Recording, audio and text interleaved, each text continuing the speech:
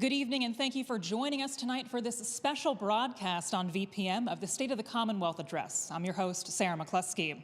Governor Ralph Northam will be speaking before the General Assembly for the last time tonight in his role as Virginia's chief executive. His tenure has seen highs and also some lows, with most notably a scandal around his college yearbook picture. But under Northam's leadership, major strides were made to attract businesses to the state, as well as to increase teacher salaries. And in a historic move, the monument of Confederate General Robert E. Lee in Richmond was also taken down under his watch. Tonight, we'll hear from Northam about what he thinks his biggest accomplishments were and what he hopes his successor, Governor-elect Glenn Youngkin, will do as he takes office this Saturday. Now let's go to the House of Delegates chambers, where Governor Northam will enter for the last time before state lawmakers and Virginia.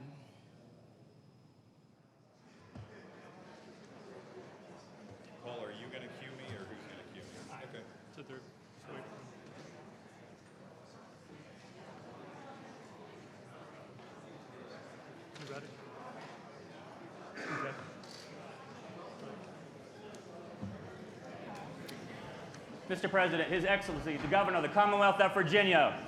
The members will receive the Governor of the Commonwealth of Virginia.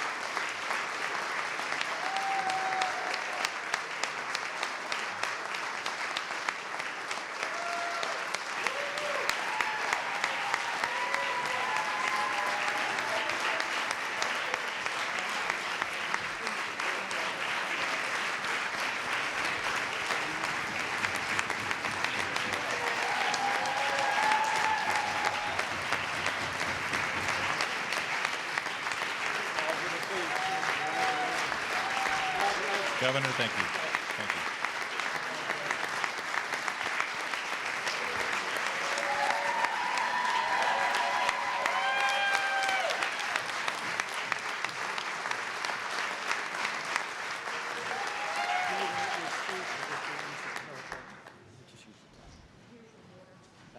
The Joint Assembly and guests will please be seated. As Speaker of the House of Delegates and President of the Joint Assembly, it is my pleasure to present to you His Excellency, the Governor of the Commonwealth of Virginia, the Honorable Ralph S. Northam.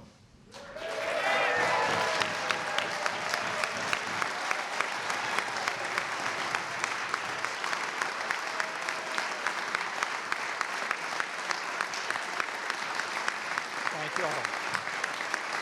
Please be seated. Thank you all so much.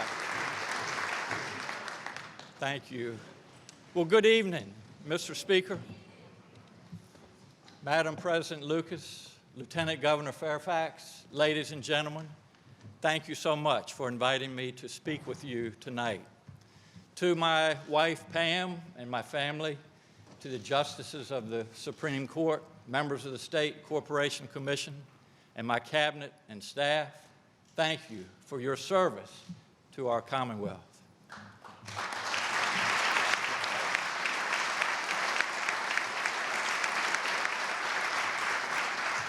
And to Justices Lemons and Mims, congratulations on your retirement, and thank you as well for your service to Virginia.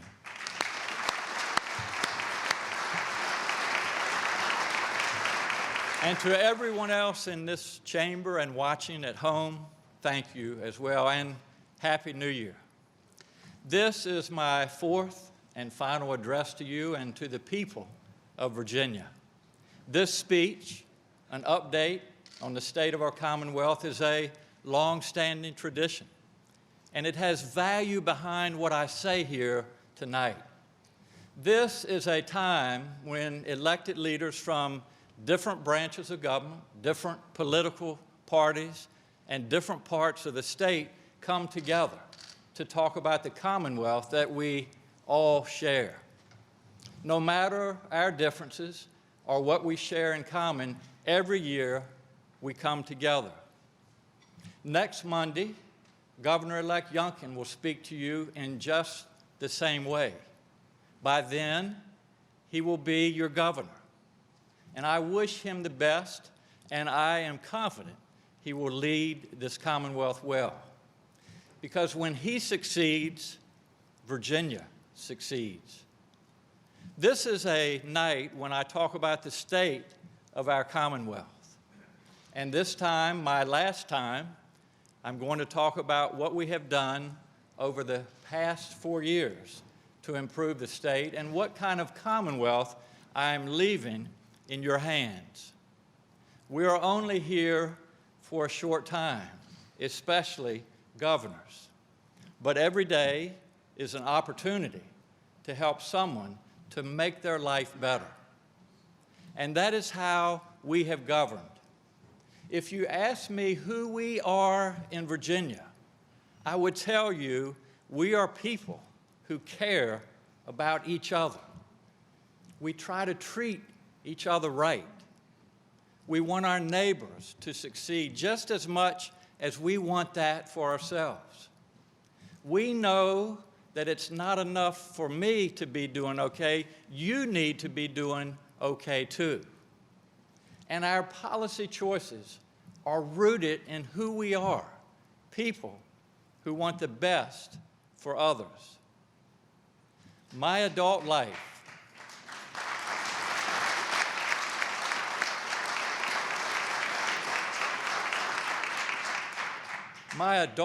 has been about helping people, especially our children.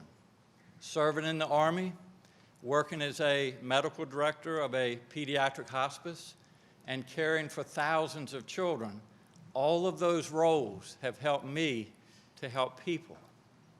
I saw the Senate, the Lieutenant Governor's office, and now the Governor's office as a means to help people at a different level, especially those who need it the most. It has been a chance to help people with fewer resources. And I also saw a chance as the first governor in generations to come from a rural area, to put a greater focus on helping rural Virginia. Shortly before I ran for Senate, I evaluated an infant in the emergency room. I diagnosed that infant with cerebral palsy, seizures, and cystic fibrosis. All of those are serious medical conditions, and they require a lot of care. As I walked back to my office, I saw the father on the phone. He was crying and saying he could never afford the medical care that his child would need.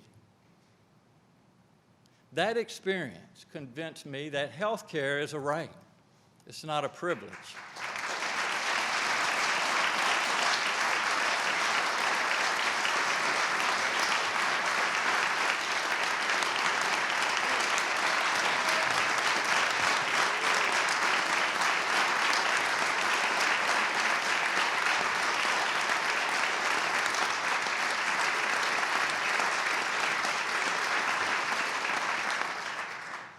No father should have to worry that he can't afford to take care of his child. I ran for office to help that man and others like him. I also remember as a doctor sitting with a family whose child had picked up a loaded gun in the home and shot himself, dead at age 3. I have been to too many funerals for children who died because of a firearm, like a loaded gun in the home or a stray bullet on the playground. I ran for office to help ensure that more families won't have to endure that kind of pain. Virginians choose leaders who will make our Commonwealth work better for them and their families, no matter who they are or where they live. I can confidently say that we have done that. We are leaving this Commonwealth better than it was when we came into office. We have built a state that does a better job of treating people right. It's more welcoming, it is more open, it's more fair, and it's more equitable.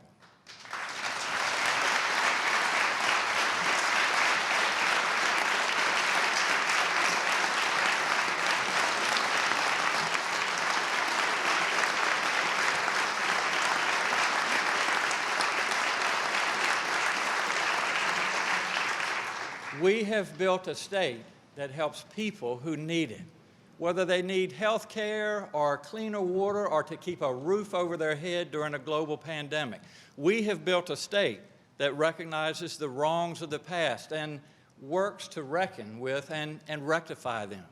We have built a state where everyone has greater access to opportunity, the opportunity to get what you need to build the life you want to live where you want to live it.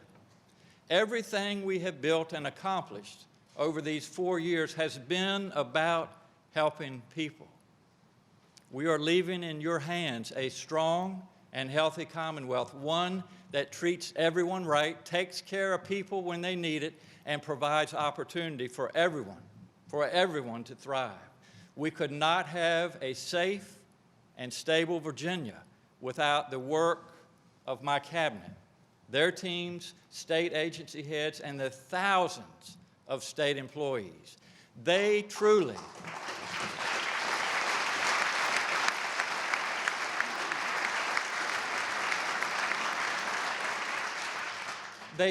provide the service in public service, from law enforcement to road crews to social workers. I hope you'll join me in a round of applause for our state workforce.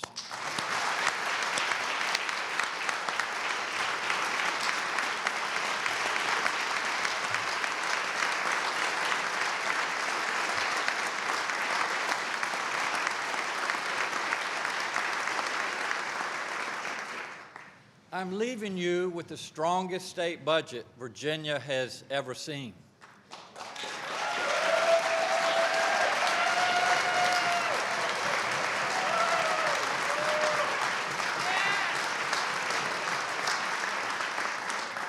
Thanks to our strong economy, we are at a unique moment when we have the funding to catch up on long-delayed investments while also putting money back into the pockets of the hardest working Virginians. Just today, we announced that general fund revenues were up 20% in December, making it 5 straight months of double-digit revenue growth.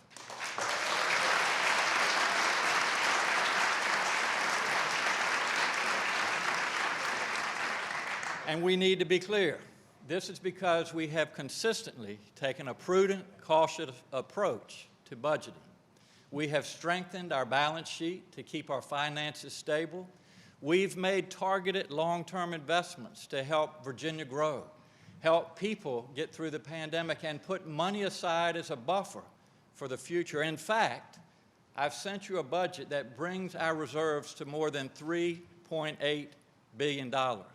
That's 16.8%, more than double the 8% I set as a goal 4 years ago, and more than any previous governor of either party.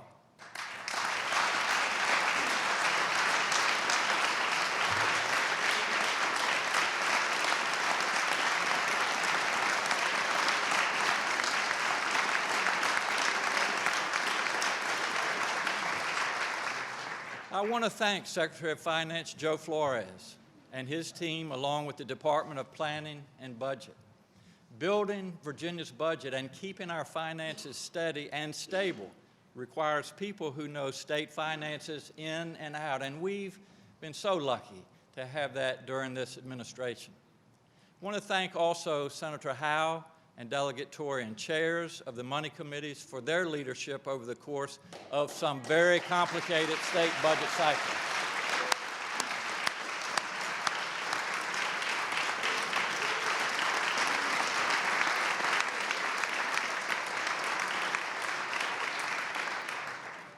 We've also had record economic success.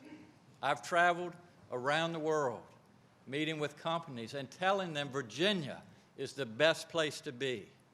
During our 4 years, we have brought in more than $81 billion in economic investment, more than 4 times any previous administration, and creating more than 103,000 jobs.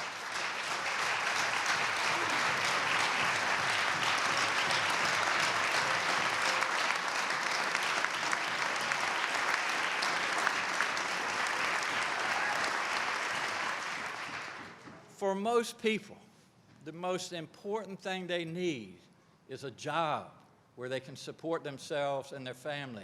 From day one, I wanted Virginia to be the best state for business because I knew it would mean we were doing the right things to attract jobs and help Virginians. That's why I am so proud that we've been CNBC's best state for business in back-to-back years, something no other state has done.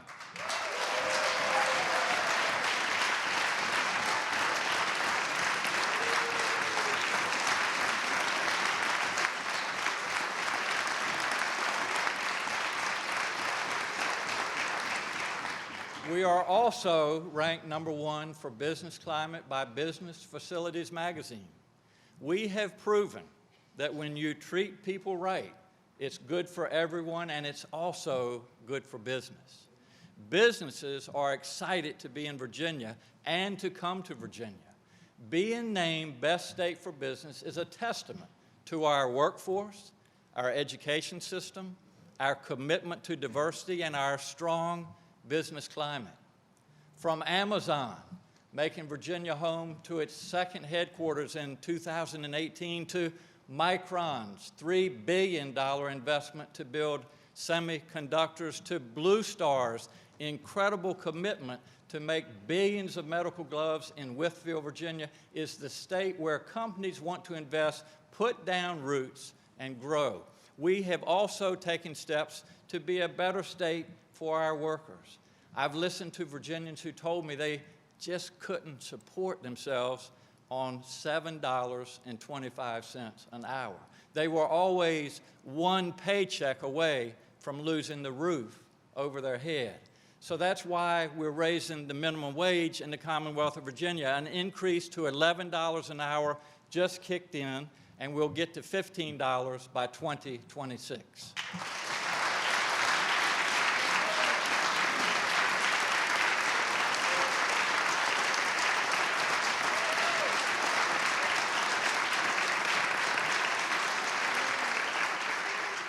We've helped working families in a variety of other ways. We've made it easier to adopt through surrogates, through Jacob's Law.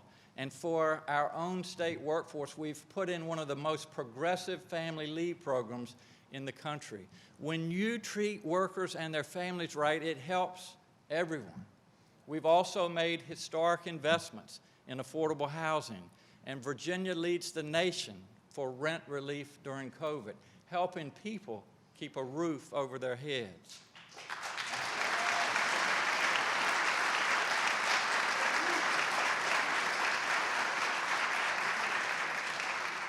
I want to thank Secretary of Commerce and Trade Brian Ball and everyone on our economic development team.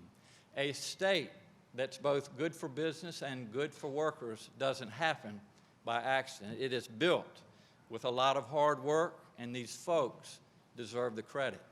With everything Virginia has going for us, there's no reason we can't be the best state for business for a fourth year, and I will be cheering you on.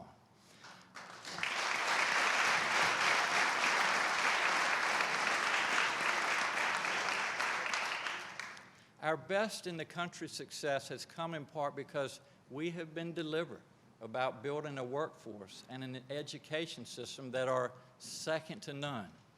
These days, if you want to get a good job and get ahead, you need additional skills training or education beyond a high school diploma. I have sent you a budget that continues the priority we've pursued all along. We have put $500 million into our historically black colleges and universities during my term.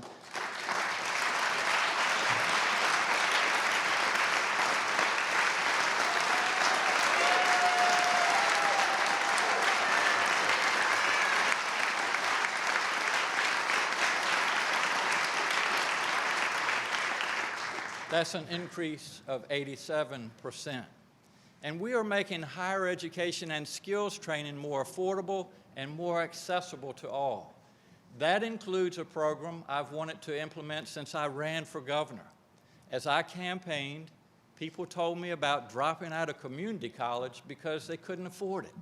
So we came up with the G3 program, making community college tuition free for low and moderate income students if they are getting training in high-need areas. And I appreciate Senator Saslaw and Delegate Fillercorn for their work to pass this important initiative. Thank you all very much.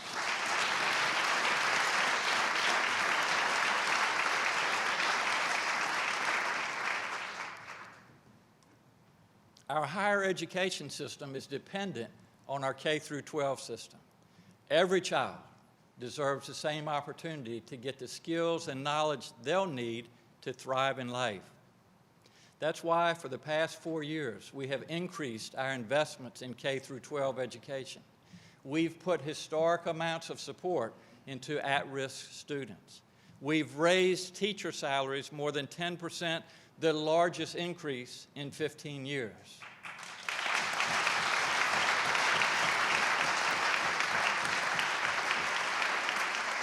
The budget I've sent to you dedicates new funding to help localities build or modernize their schools. And we have invested in early childhood education, our littlest learners. As a pediatrician, I know that brain development starts early. Those first years are vital. And a robust early childhood education system means that children with fewer advantages can get the same good start in life. I am so grateful to my wife, Pam, who made early childhood education her mission, and everyone who has worked on the early childhood team in our administration. Thank you so much.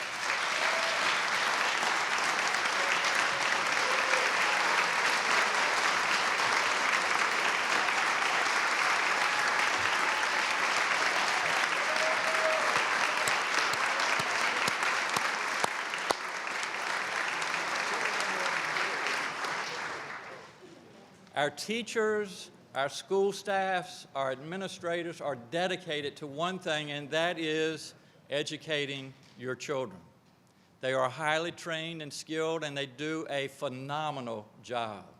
They all deserve our thanks and gratitude, especially after the stresses and challenges of the past 22 months.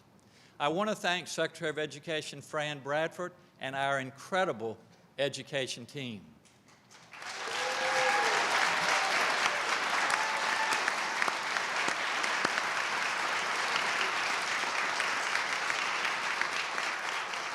I also want to thank Virginia's first Secretary of Labor, Megan Healy.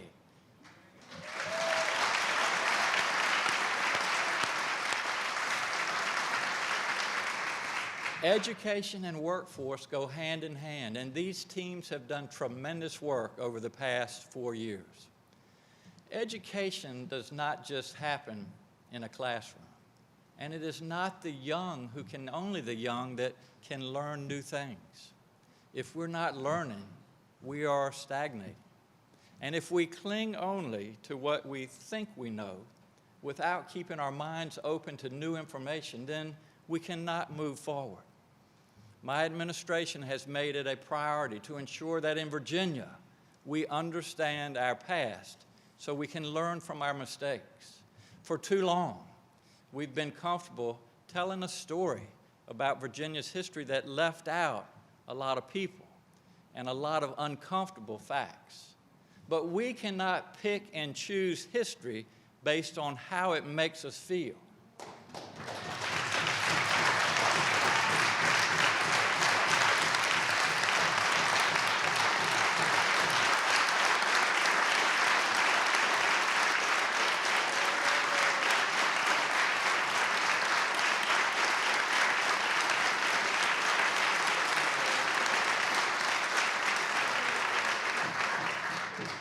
We need to understand the full and true story and put a black child's right to have her history included in our textbooks.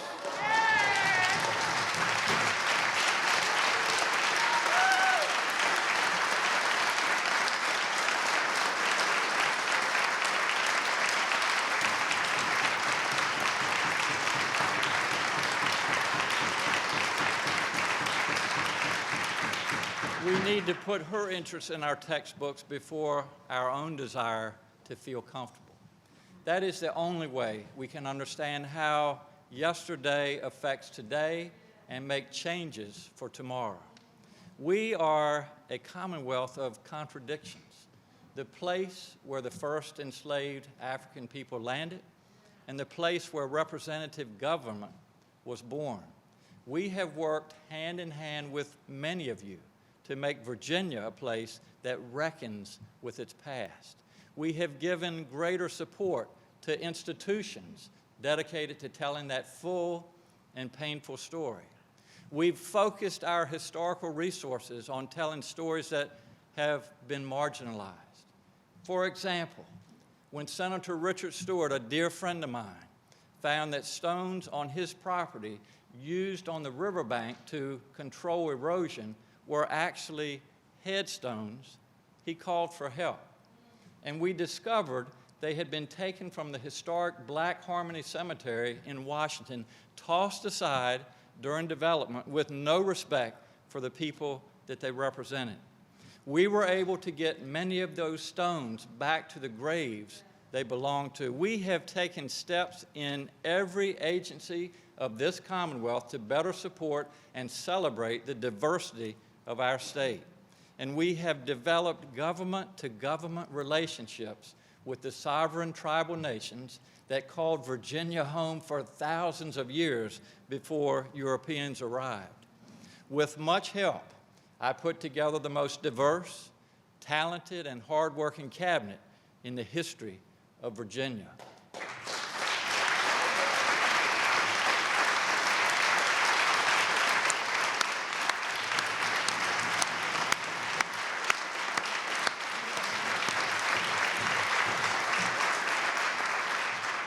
We created the state-level Office of Diversity, Equity, and Inclusion, led by the country's first cabinet-level Chief Diversity Officer, and I thank Dr. Janice Underwood and her team for all their work.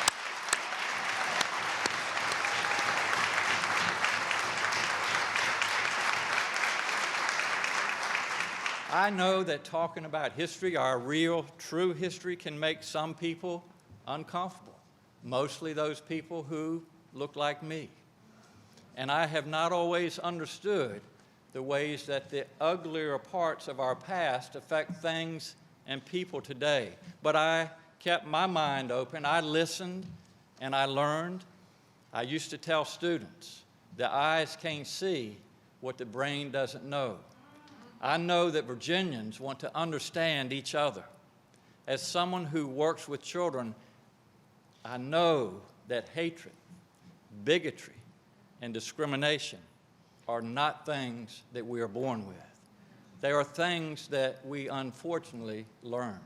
And that means that inclusion is also something that we can learn. We all work in good faith to try to understand the world that we live in together.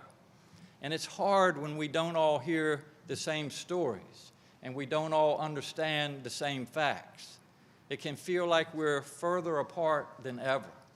But the Virginia that I see is full of people who have more in common than their differences.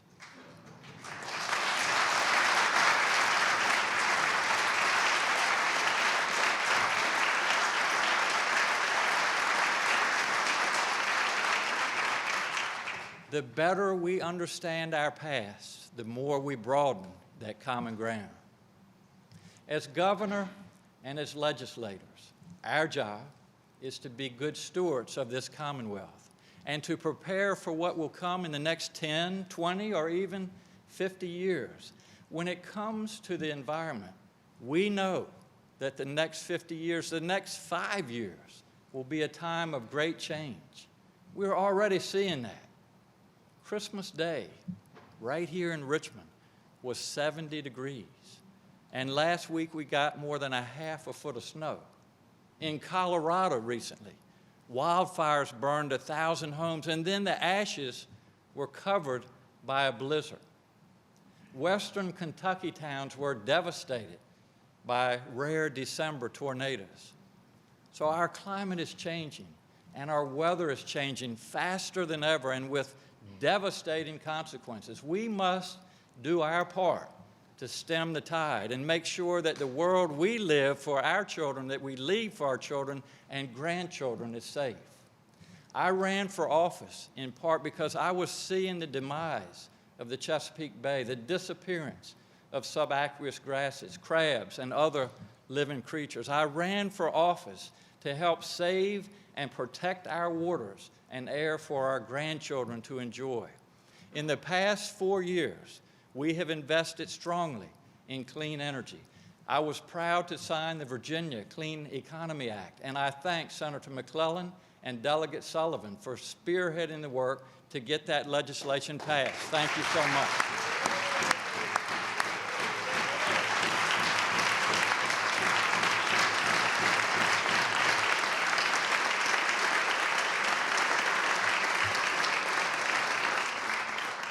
And clean energy is a job generator.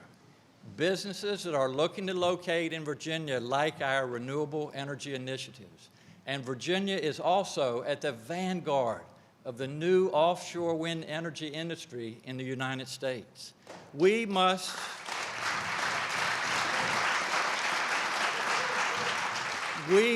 embrace clean energy because the cost of not doing so will be devastating. If you want more floods, if you want more fires, if you want more storms, more disaster, and more destroyed property, lost jobs, and devastated communities, then do nothing. But a stable future requires us to act. And that's why I'm leaving a plan for a cleaner energy future.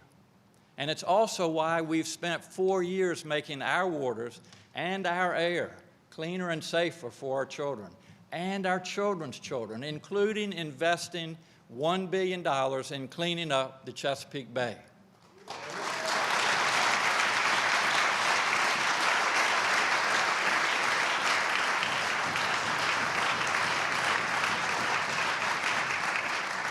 I'm confident we're leaving our environment cleaner and better than when we found it, and that we've put in place the right policies to make Virginia a leader in clean energy and the jobs and economic progress that come with it.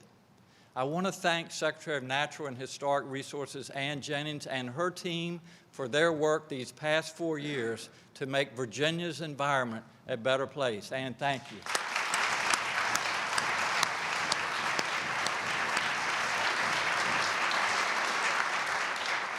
Leaving a better future for our children also means leaving a system that protects public safety and ensures that our justice system is as fair as possible. Our law enforcement do an incredibly difficult and often very dangerous job. That's why this year I sent you a budget that provides pay raises and bonuses meant to not just reward our officers, deputies, and jail officers for the tough jobs they do, but also to make pay scales more fair. We also work closely with you to make sure our criminal justice system reflects the Virginia that we are today. Too often, our modern-day punishments and practices have their roots in a more discriminatory and unfair past. Now, I know some of you got to clap to this one. That is why we have made marijuana use legal in the Commonwealth of Virginia.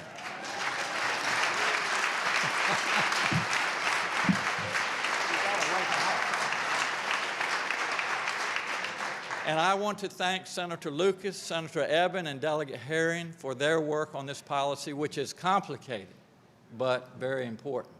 That's also why we have ended use of the death penalty in Virginia.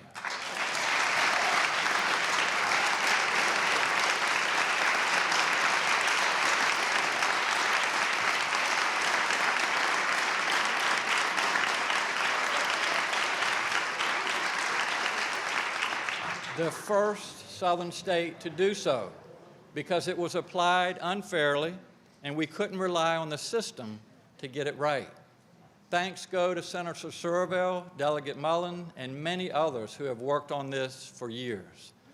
I want you all to just look at the Martinsville 7 black men, 7 black men who were convicted of rape and sentenced to death by an all-white jury. In Virginia, it was almost entirely black men who were sentenced to death for rape convictions. And it was clear that these 7 men were executed because they were black. I was glad to acknowledge that wrong in some measure by granting them a posthumous pardon earlier this year. In fact, our administration has restored the civil rights and voting rights for nearly 126,000 people and issued more than 1,100 pardons, more than all past governors combined.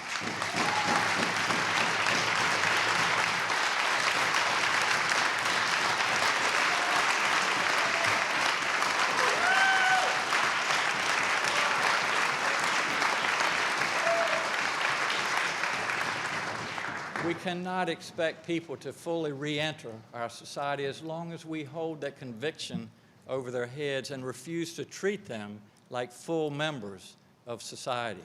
You know what? If you commit a crime, you should expect punishment. But punishment should fit the crime.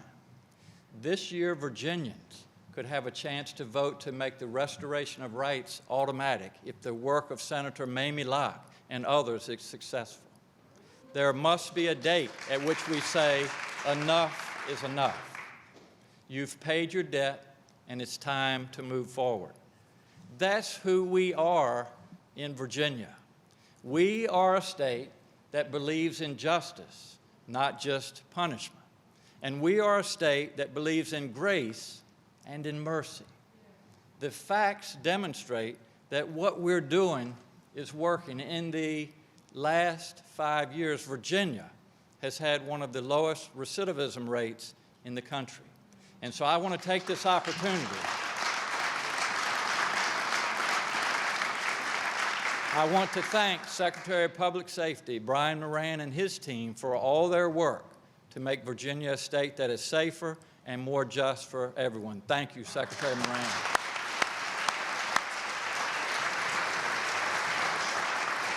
And I want to thank our Secretary of the Commonwealth, Kelly Thomason, who has now helped 2 governors restore the rights of thousands of Virginians and everyone on her team. Kelly, thank you so much.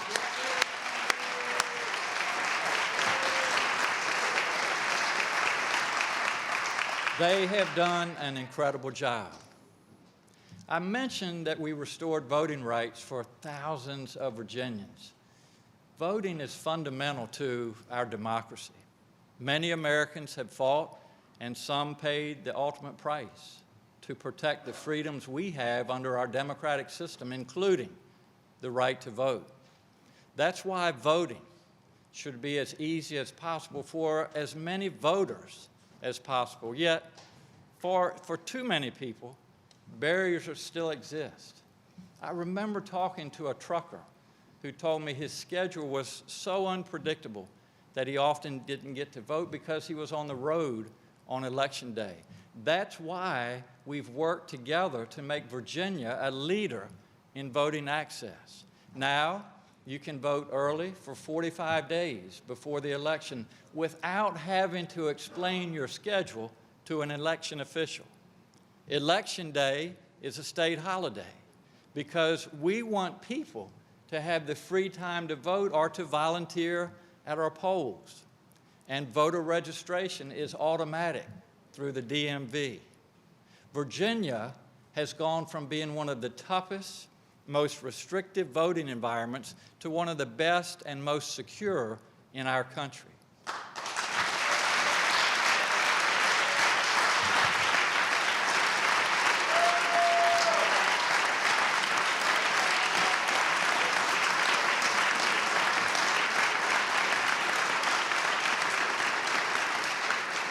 I want to thank Senator Deeds, Senator Locke, Senator Lucas, Delegate Herring, Delegate Simon, Delegate Van Valkenburg, and many, many others. Because of these changes, we have seen record voter turnout in the past 2 elections. In fact, the 2021 election, in which all of you in the House were elected, saw a 20% increase in voter participation over 4 years ago. Now, contrast that with other states that have chosen to make voting harder and more restrictive. with the result that fewer people vote. This shows us that our current rules work. Our elections are fair and transparent. And it's really important for voters to hear that message, especially from those of you elected to office under these rules. It does tremendous, tremendous damage when elected officials use false claims to undermine faith in our elections.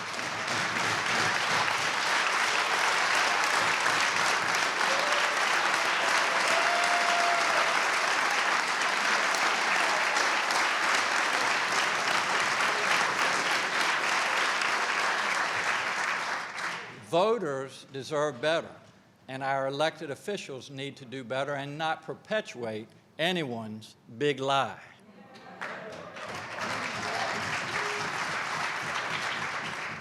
Virginia's elections are always well run. They're free and fair, and they're transparent.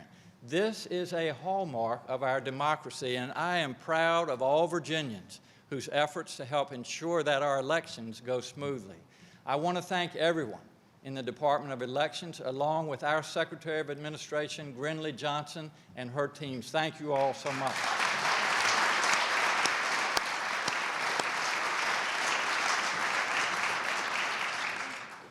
Voting is a right, not something to be held back as a privilege reserved for a few. Access to health care is also a right, not a privilege, to be reserved for those who can afford it. Like the father that I mentioned earlier, faced with not being able to afford care for his sick child. That should never happen in Virginia. That's why I was proud that in the first year of our term, together, we agreed to expand Medicaid access to thousands of Virginians.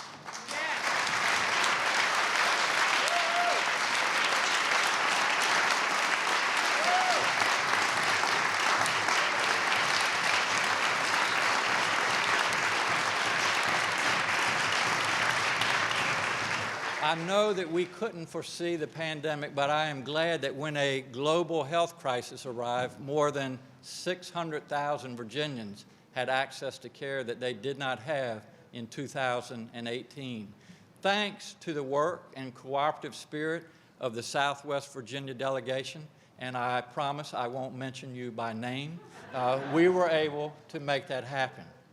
We were able to come together across party lines because it was the right thing to do. That, again, is who we are. We don't just want health care for ourselves, we want it for our neighbors. And never before has our health been so dependent on others as in the past 22 months of this pandemic.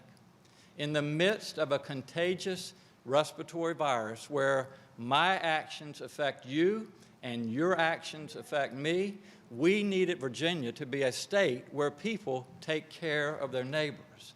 As the nation's only governor who is also a doctor, I am proud of how Virginia has handled this pandemic.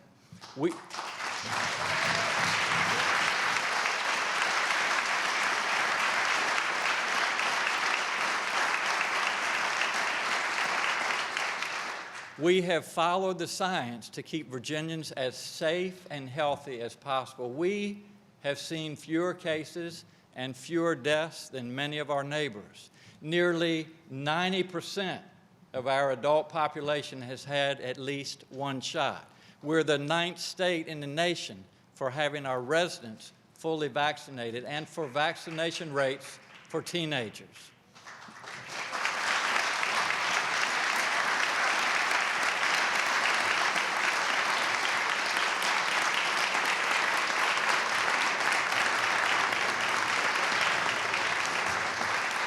We're doing better at vaccinations than many other large states and all of our southern neighbors. That said, none of that matters to the people who have lost a loved one to this terrible virus. Nearly 16,000 Virginians have died of COVID in the past 22 months, and all of them were dear to someone. My deepest sympathy goes to the families and loved ones for their loss. I would like to take a moment of silence in their memory.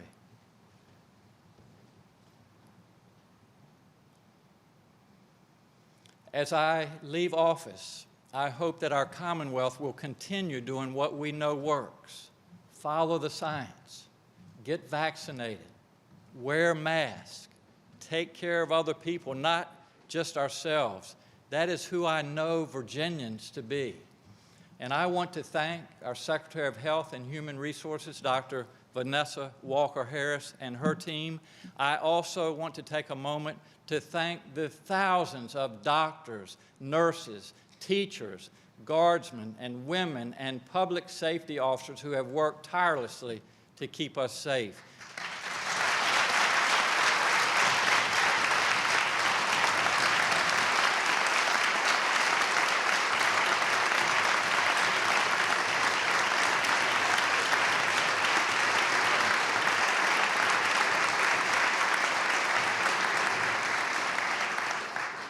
In the balcony this evening, I want to introduce a few folks.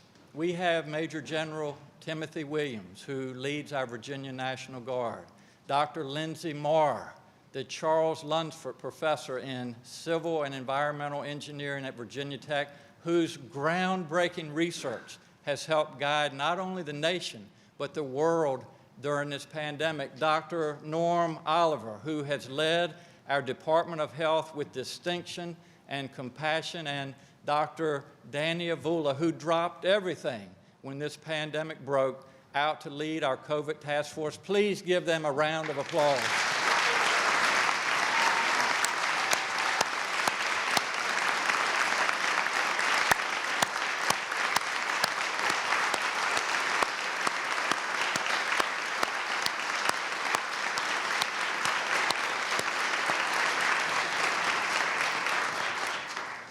These individuals work day in and day out facing an unknown virus, trying to give the best health guidance they could to a very worried public. If you look at our COVID data, you can see that we have lost fewer Virginians than many other states. This team has saved thousands of lives, and on behalf of just a grateful Virginia, I say thank you again so much. We owe our thanks to public health workers. They are truly public servants dedicated to helping their neighbors stay safe and healthy. They deserve our gratitude. It hasn't been easy, and their work is not done. If you want to thank them, our public health workers, our local health departments, our doctors and nurses in hospitals, our long-term care facility staff, then you know what to do. Get vaccinated or boosted, wear a mask, protect the people around you. That's how to thank a healthcare worker.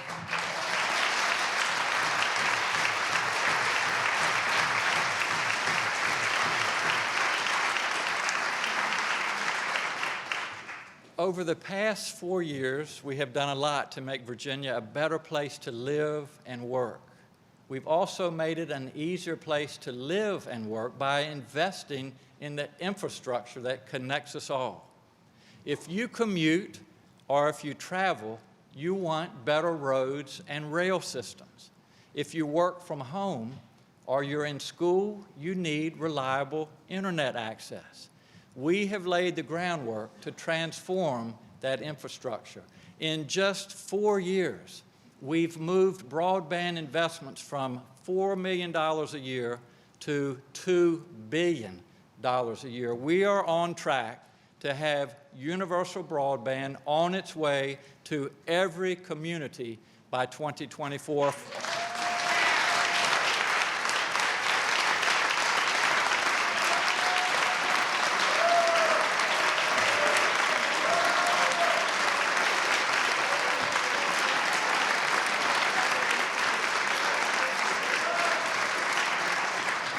It is good to see everybody stretching their legs this evening. But by 2024, that is far faster than expected and faster than most other states. This is one of the most important investments we could have made, especially in rural communities. Broadband is to today's economy what electricity was generations ago. It is quite simply a necessary service for students to connect to education, businesses to connect to the wider world, and citizens to connect to work. I want to thank Senator Boysko for her role leading the Broadband Advisory Council.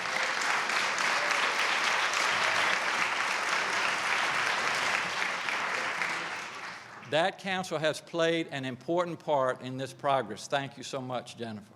We've also made generational investments in roads and rail, $3.8 billion to expand the Hampton Roads Bridge Tunnel, $2.2 billion to fix I-81, and $3.7 billion to transform rail across our Commonwealth.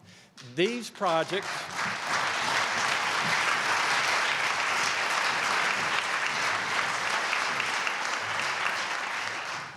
projects and many others will help Virginians in every part of the state get where they want to go faster and safer. So I want all of you to, with me, thank Secretary of Transportation Shannon Valentine and her team.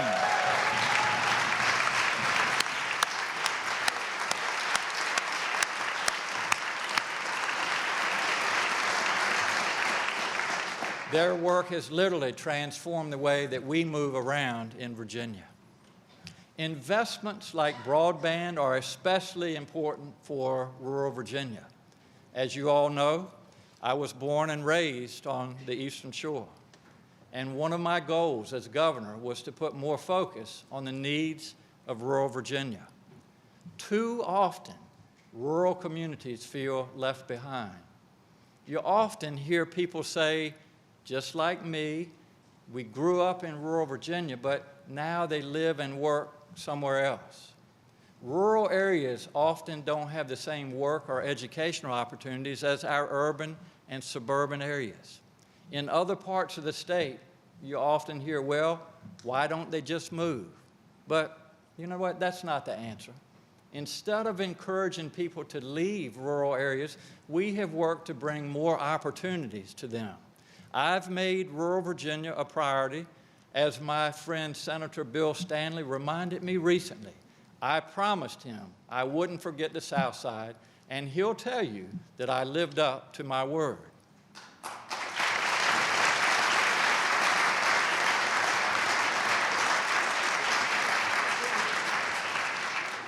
We've supported rural economic development, such as the biggest new jobs announcement in Southwest Virginia in a decade, 2,500 new jobs making nitrile gloves in Wythe County. My friend Congressman Morgan Griffith called it the largest economic development announcement made in Southwest during his time in Congress.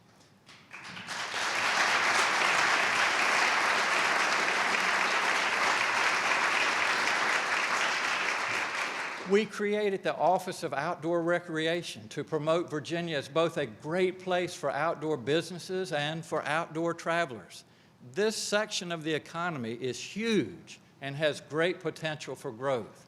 I want to thank Senator Hanger and Delegate Bulova for their dedication to these issues through the Virginia Outdoor Recreation Caucus. Thank you, Senator Hanger and Delegate Bulova.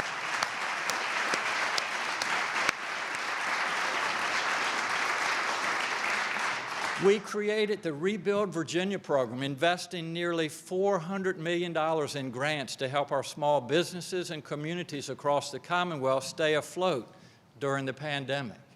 And we've supported agriculture, our largest industry. We've funded 55 agriculture and forestry industries development projects, more than the past two administrations combined, and we've supported and conserve working lands and forests. I want to thank Secretary of Agriculture and Forestry Bettina Ring, everyone on her team, and everyone who works to support and prioritize rural Virginia. Thank you, Bettina.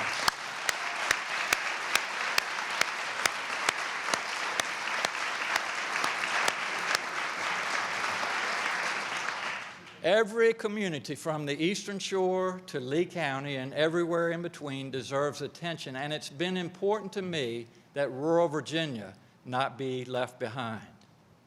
I also want to thank our Secretary of Veterans Affairs, Carlos Hopkins, who is actively serving with the National Guard in the Middle East right now, and Acting Secretary Kathleen Jabs. They and their teams have done amazing work to support veterans and make sure that we are well connected with the military operations that call Virginia home. 1 in 12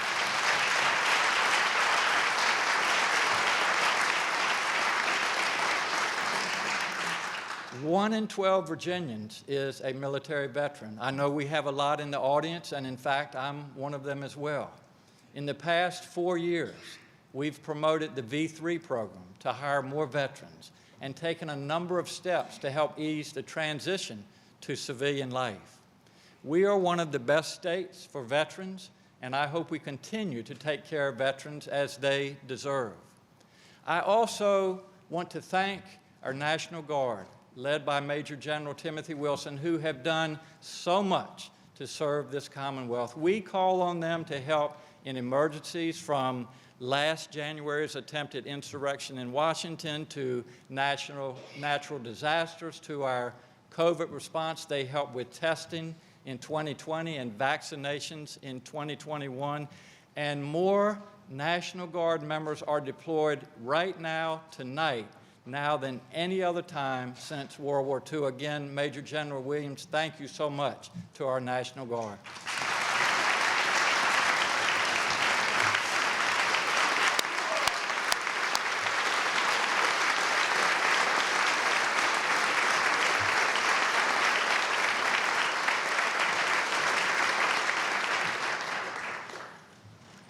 Four years ago, I stood here in this room on this dais in front of many of you.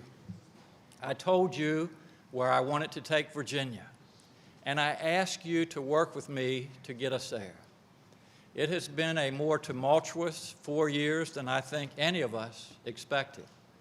But the challenges have also been opportunities. More people have health care access. More people have jobs. More people have access to an affordable education. More people have access to broadband, and soon everyone will have it. Our rail system is prepared for important upgrades. Our energy sources are becoming cleaner and safer. Our teachers, law enforcement officers, and public servants are paid better. The Chesapeake Bay and its estuaries are healthier. We are telling a fuller story of our shared history and inviting more voices to the table. We are protecting the rights of more people and making Virginia a more open and welcoming place to live. Tonight, I can say that together we have accomplished more than we could have dreamed of that night in 2018. At every turn, we've looked for ways to help people. We are leaving you with a Virginia that treats people right, helps neighbors when they need it, rectifies past wrongs, and helps everyone have the opportunity to thrive. That's who we are as a people, and we are all God's people, created equally.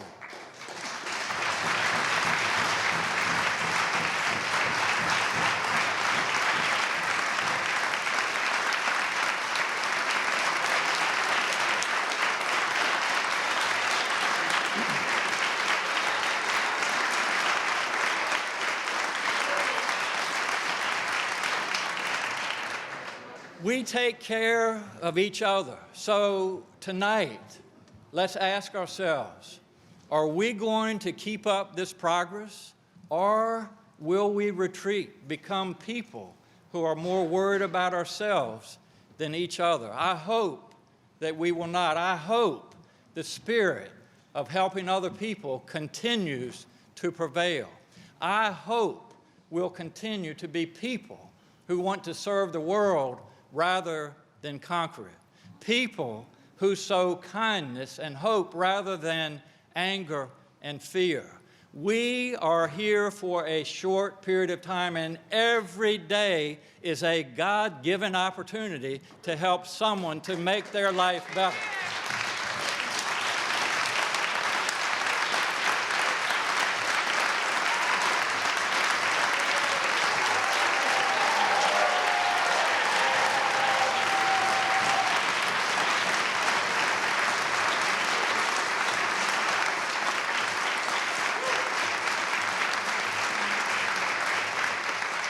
I am truly grateful to all of you in the General Assembly for the work you've done with me and my team and for your constituents.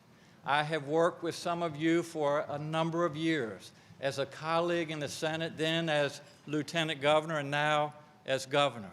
I know that despite our differences, you all care deeply about this Commonwealth and the people that we all serve. And I again want to thank my cabinet and my staff, members of my cabinet. Please stand, my cabinet.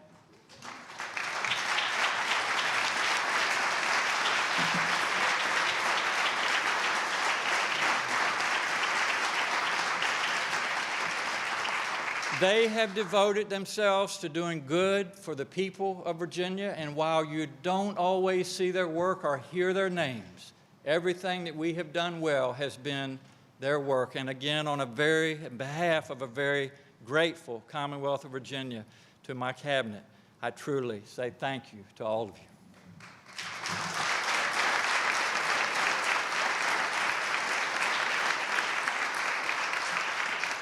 Over these past 4 years, I have been welcomed into communities in every corner of this great Commonwealth.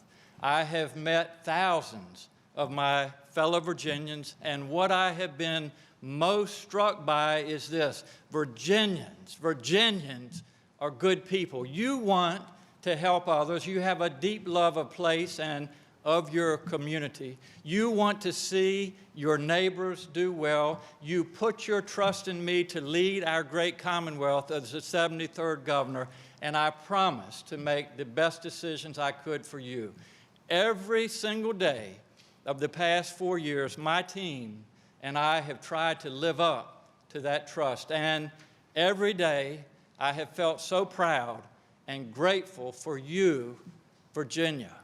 I have seen your strength and resilience, your kindness, and your generosity. It is you, Virginia, more than anything else, that makes our Commonwealth the best state in the best country in the world. Don't you agree?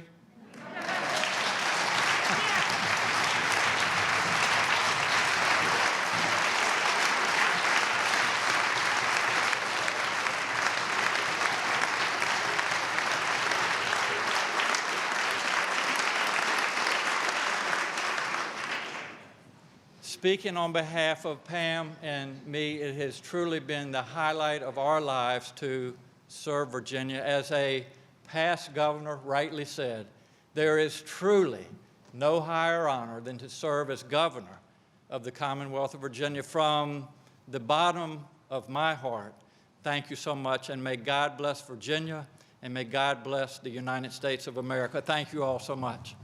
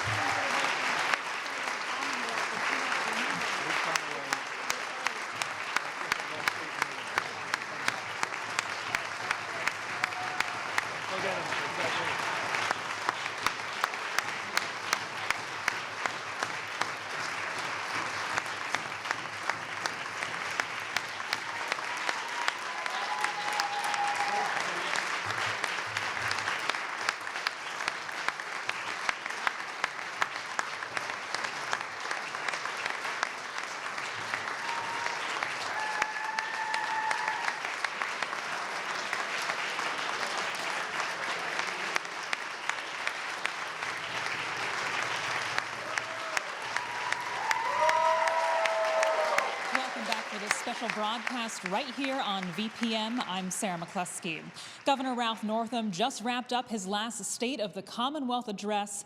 During his time in office, Democrats took charge of both elected bodies of the General Assembly and the executive branch. Now going into this legislative session, the state Senate still has a slim Democratic majority rule, but after the 2021 elections, Republicans have taken control of the top 3 statewide elected offices. Virginia Republicans also secured a majority in the House of Delegates. Now we'll hear the response from Virginia Republicans to Northam's address. Here are Senator Todd Pillion and Delegate Tara Durant with their reactions. Good evening, and thank you for joining us after the State of the Commonwealth Address. I'm Delegate Tara Durant of Stafford County in the Fredericksburg region. And I'm Senator Todd Pillion from Washington County in the Great Southwest. Tonight, we'd like to take a few minutes to give you the Republican perspective on the state of our Commonwealth. In delivering his final address to the General Assembly a few moments ago, Governor Northam detailed some of the events that have characterized the last 4 years. Just 3 days from now, at noon on Saturday, we will inaugurate a new governor. The decisive results of November's elections, with Glenn Youngkin, Winsome Sears, and Jason Miyares prevailing, signaled that Virginians wanted to move in a different direction. Returning Republicans to the majority in the House of Delegates only reinforced the people's desire for positive change. During last year's campaign and in the days since this election, Governor-elect Youngkin has signaled a change not only in policy but in perspective and tone as well.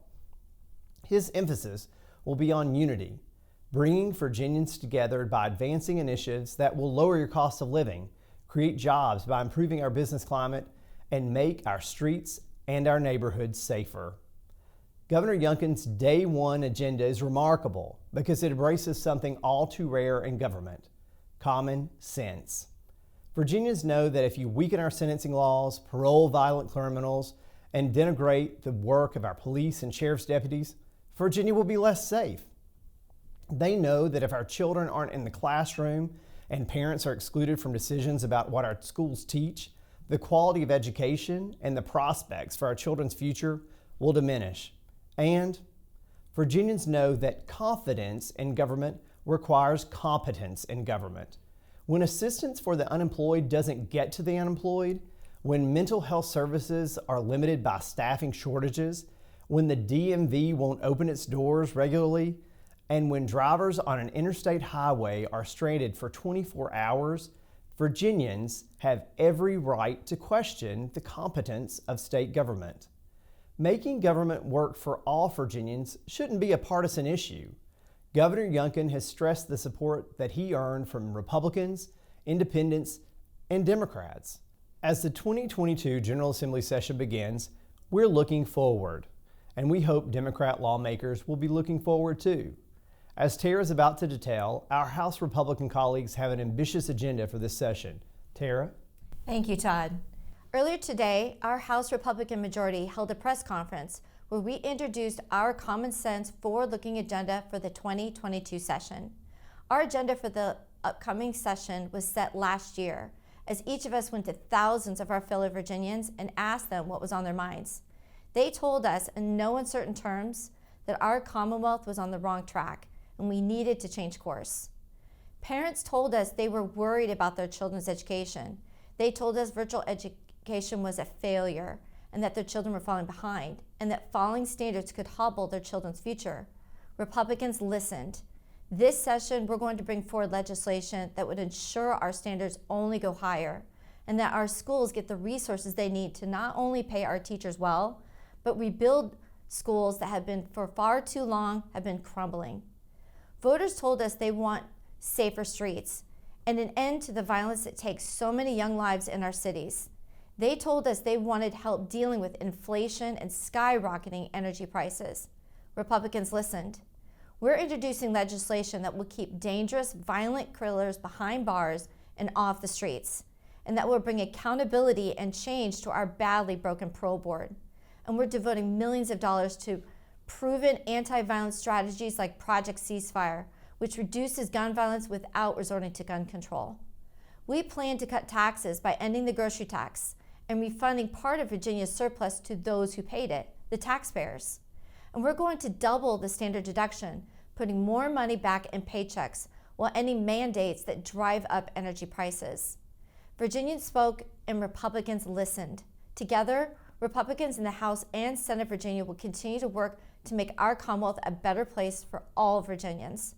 Senator Pillion and I thank you for watching tonight. On behalf of the Senate and House Republican caucuses, we wish you and your family a happy and healthy new year. Now, once again, that was Senator Todd Pillion and Delegate Tara Durant with their reactions to Governor Ralph Northam's State of the Commonwealth address.